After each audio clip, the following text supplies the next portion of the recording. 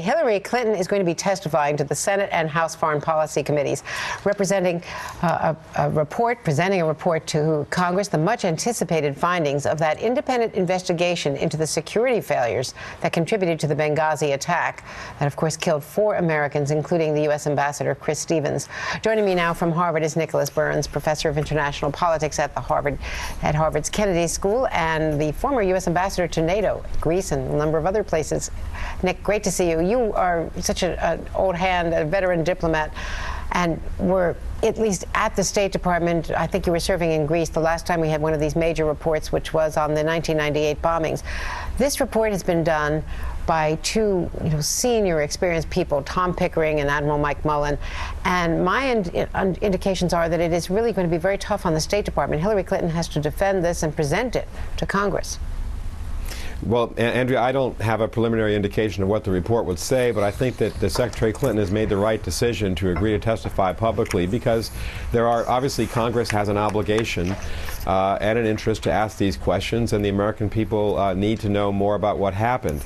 I think they have chosen 2 highly objective, non-political, non-partisan people in Tom Pickering, Ambassador Tom Pickering, and Admiral Mike Mullen, and we'll see what the report says. But clearly the administration does need to deal with these issues before we get to 2013 and the president's inauguration.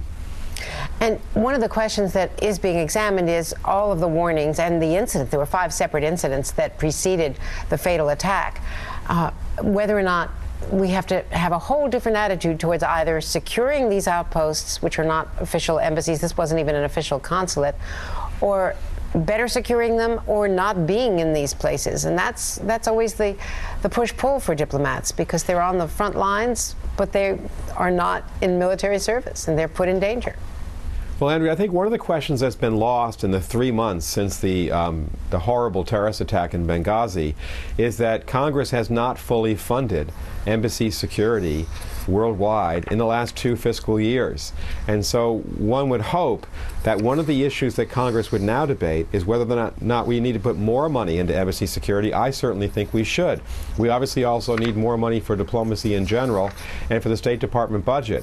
But your question gets at a really important issue for diplomats, and we've been thinking about this for decades, since the beginning of the age of terrorism in which we've all lived over the last 3 decades at least, and that is we obviously need, as job number 1, to protect our diplomats and do everything we can to make sure that our embassies, our consulates, and the way we do business is fully responsive to the need for security. And at the same time, we train young men and women as diplomats to go out and to meet people and to integrate themselves into a society, to understand that society as best they possibly can. They need to leave the walls of the embassy.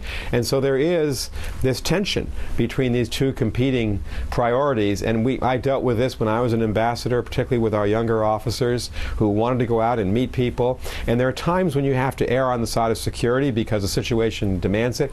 And there are times when you have to let those officers go out and do their jobs and encounter and meet the people of the country. And I think we should never get away from the reason that we have diplomats, and that is to do the work on behalf of the American people. And that won't end with this debate that we're having over Benghazi.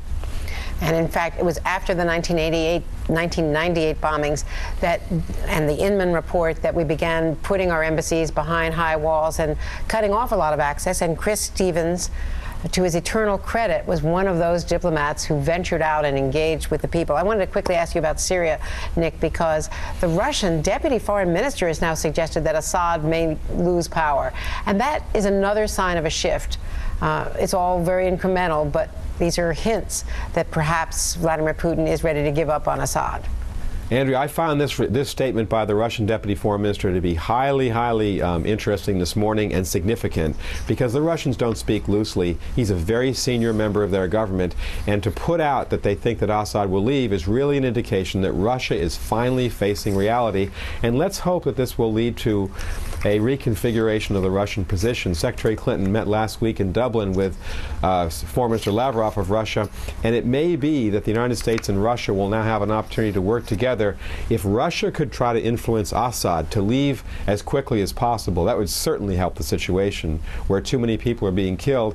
And both Russia and the United States have an interest in making sure that the chemical weapon stocks in Syria don't fall into the hands of a radical Islamist group or terrorist group, which could happen in the event of the fall of the Assad government. So American and Russian interests may be converging at the end of this phase of the Syrian conflict more than they were certainly, say, a year ago when Russia was an unstinting supporter of the Assad regime. Nicholas Burns, ending on an up note. Thank you very much. An upbeat note. Thank you, Andrea.